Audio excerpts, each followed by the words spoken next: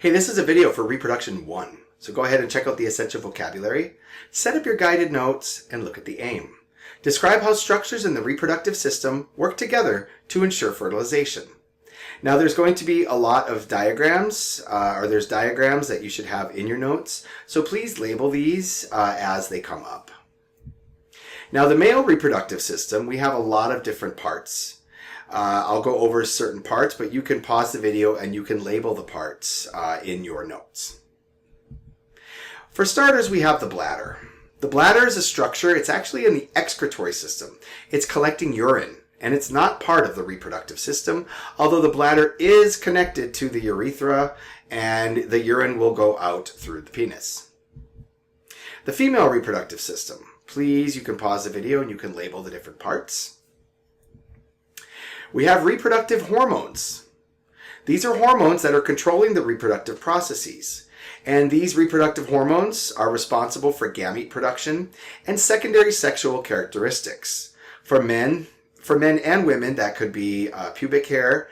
It could be development of their gonads, a development of hair in males and females, but chest hair in males, and you will have a deepening of the voice in males. For females, you'll have breast development and fat deposits in different places. Now in the male, we have testosterone, and the female, there's estrogen and progesterone. These are the hormones. Please label them. Now the testes is a structure where sperm are produced, and it's a site of meiosis in males. So inside here, we're making sperm, and the sperm will travel through the vas deferens, which is a structure that delivers sperm from the testes. And any sort of blockage in this vas deferens can prevent fertilization because it's preventing the sperm from leaving the male. Then we have the urethra, and the urethra is a structure that is transporting substances out of the body. In the males, it's transporting sperm and urine.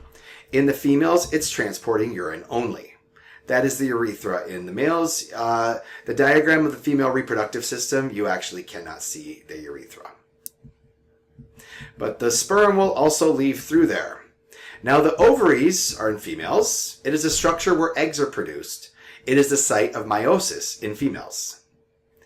Once the egg is produced, it's released into the fallopian tube, also known as an oviduct. You can use either term, they mean the same thing.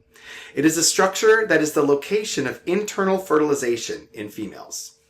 So fertilization is occurring here. That's when the sperm and the egg are meeting. We'll talk about that in a minute. We have the vagina, which is a structure that is receiving the sperm from the male. And then the sperm will go through the cervix, which is a structure that separates the vagina from the uterus. You've probably heard, like, she's dilated to 10 centimeters. The cervix it's like a pencil. It's smaller than the point of a pencil, like normally. Like it's very, very small structure, but then it has to dilate to like 10 centimeters. 10 centimeters, yeah, like this much. In order to get the baby's head and body out during birth. Then the sperm will swim up into the oviduct, and where the sperm and the eggs meet, that is called fertilization. They will meet to form a zygote with a full set of chromosomes. Remember that a zygote is a fertilized egg with a full set of chromosomes.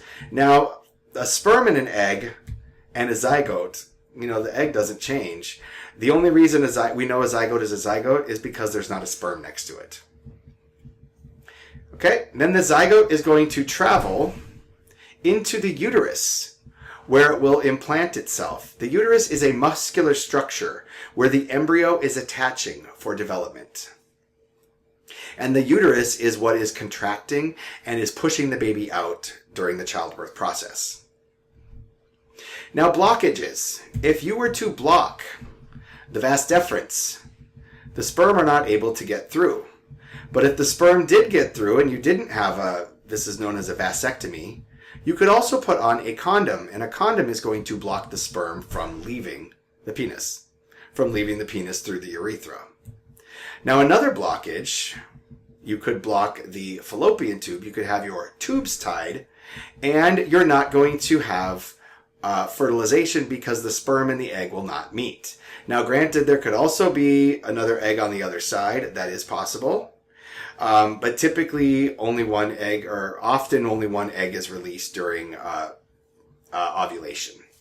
But what I would like you to do in your notes is explain how blockages can prevent fertilization. Now, we have different processes that are occurring in these reproductive organs. Meiosis is occurring in the testes and in the ovaries.